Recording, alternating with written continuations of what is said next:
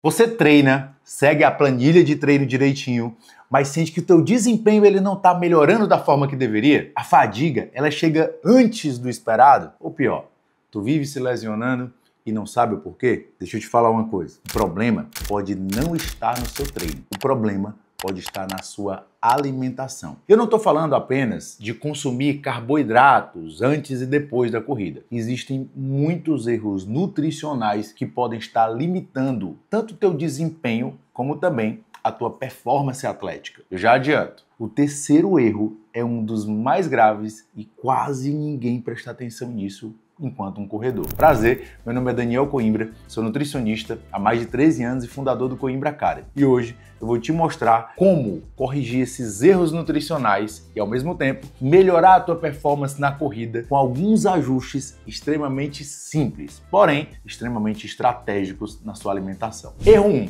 Carboidrato.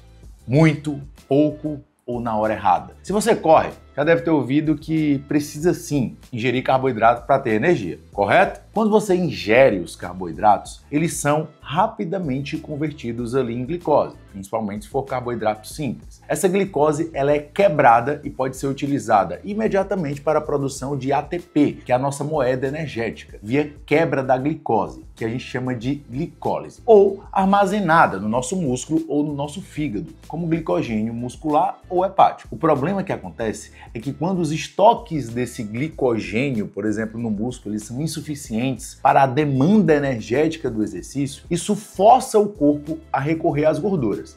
Olha só, se eu não tenho carboidrato e eu preciso de energia, eu vou começar a reforçar o metabolismo lipídico. Apesar de eficiente, a taxa de produção de energia através da gordura ela é muito mais lenta. Claro, e isso compromete a performance, a capacidade principalmente de manter intensidades elevadas. E claro, pode levar também à fadiga precoce. Agora, se o seu consumo de carboidratos for excessivo, pode haver um aumento abrupto da tua glicemia, em especial se forem carboidratos simples, como açúcares, gerando uma resposta compensatória da insulina. E aí eu tenho um aumento da glicose, um grande pico de insulina e uma absorção rápida dessa glicose, podendo levar a uma hipoglicemia de rebote ou hipoglicemia reativa e pode também te causar uma queda do rendimento. Então, antes do treino, prefira carboidratos de mais baixo índice glicêmico, maçã, pera, ameixa, um pão, ou seja, liberação ali um pouco mais gradual de energia. Durante treinos longos, maior do que 1 hora,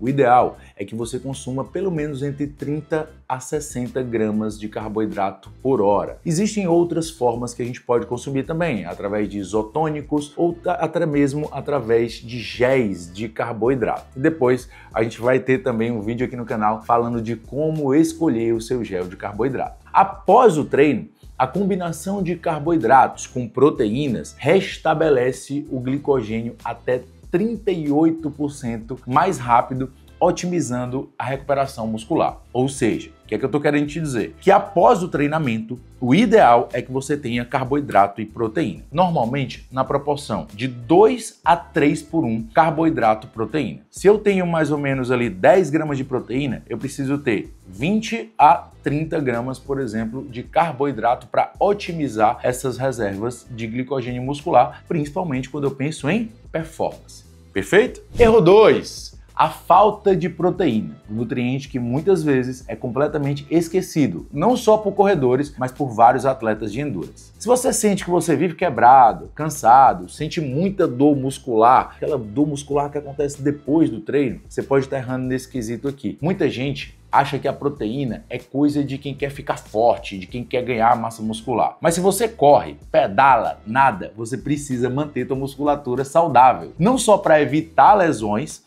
mas também para ter uma boa recuperação muscular. O impacto da corrida gera microlesões, principalmente ali no nosso tecido muscular. Isso faz parte de um processo de adaptação do nosso corpo, mas para que as fibras elas estejam sempre reparadas, fortalecidas, recuperadas, é essencial que haja a disponibilidade correta dos aminoácidos. E como é que a gente vai ter esses aminoácidos? fazendo uma boa ingestão de proteína. Se a ingestão de proteína ela for insuficiente, a regeneração do teu músculo vai ficar completamente comprometida. Isso reduz a capacidade de recuperação entre um treino e outro. Além disso, aumenta também o risco de lesões. E além disso, favorece um estado catabólico, ou seja, onde há a degradação, a quebra da massa muscular. Sem proteína suficiente, a síntese de proteínas musculares ela também diminui. Então, para tudo aqui. Olha só, de um lado, se você come menos proteína, você vai quebrar mais músculo. Do outro lado, se você também come menos proteína, você vai sintetizar menos músculo, levando a um quadro de quê? De perda de massa muscular, levando a um quadro de perda de força, levando a um quadro de piora da resistência e maior predisposição à fadiga. A recomendação ideal para corredores varia mais ou menos ali de 1,2 a 1,6 gramas por quilo de peso de proteína por dia, para quem tem pelo menos ali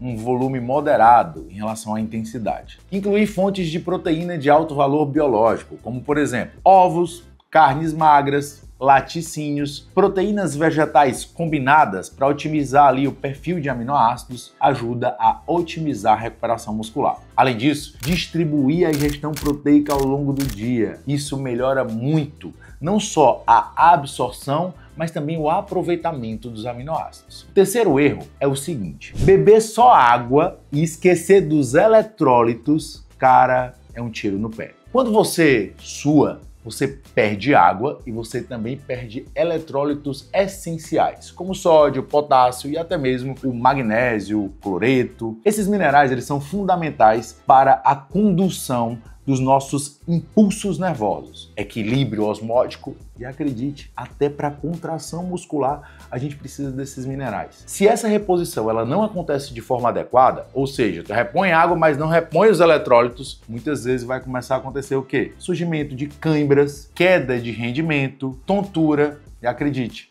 até arritmia cardíaca também pode acontecer. Se você bebe apenas água, sem repor, por exemplo, sódio, você pode desenvolver um contexto chamado de hiponatremia, que a gente chama nesse caso de hiponatremia dilucional, uma condição séria em que muitas vezes os níveis de sódio eles caem drasticamente no nosso sangue, podendo levar ali até mesmo um edema cerebral, um risco de morte em casos extremos. Antes do treino, por isso, consuma 500 ml de água ou isotônico que garante uma hidratação ali adequada, entre 500 a 800 ml. Durante treinos longos, 400 a 800 ml por hora de líquido com eletrólito mantém ali um equilíbrio hidroeletrolítico, e isso você tem ali principalmente nos melhores isotônicos.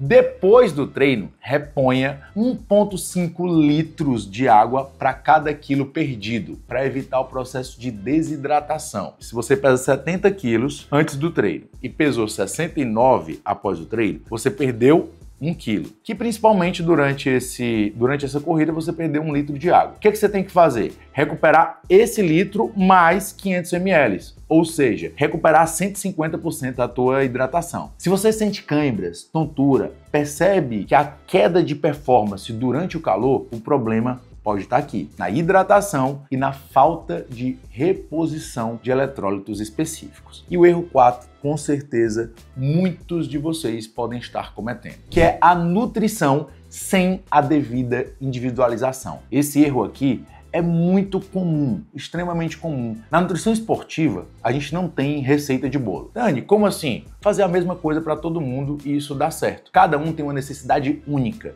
Então, aqui no consultório, eu atendo vários corredores e eu aplico estratégias específicas para corredores diferentes e às vezes até para o mesmo corredor durante uma fase de treino diferente. Ou se a pessoa está voltando a treinar, teve ali umas férias, aumentou seu percentual de gordura, a estratégia para aquele momento é diferente da estratégia, por exemplo, que ele está num polimento. E isso pode ser um grande erro, essa falta de individualização. Fatores como tipo da prova, metabolismo predominante da prova, mais glicolítico, mais oxidativo, a própria composição corporal que o corredor está, peso, influenciam diretamente na estratégia que eu vou adotar enquanto nutricionista. Além disso, erro nos cálculos de gasto energético total podem levar o corredor a um déficit calórico não planejado, afetando ali tanto a performance como a recuperação muscular. Se o corredor ele tem uma ingestão calórica abaixo do normal, o que é que pode acontecer? Abaixo do necessário. Ele pode entrar numa baixa disponibilidade energética, que pode acontecer tanto com homens quanto com mulheres. Esse estado,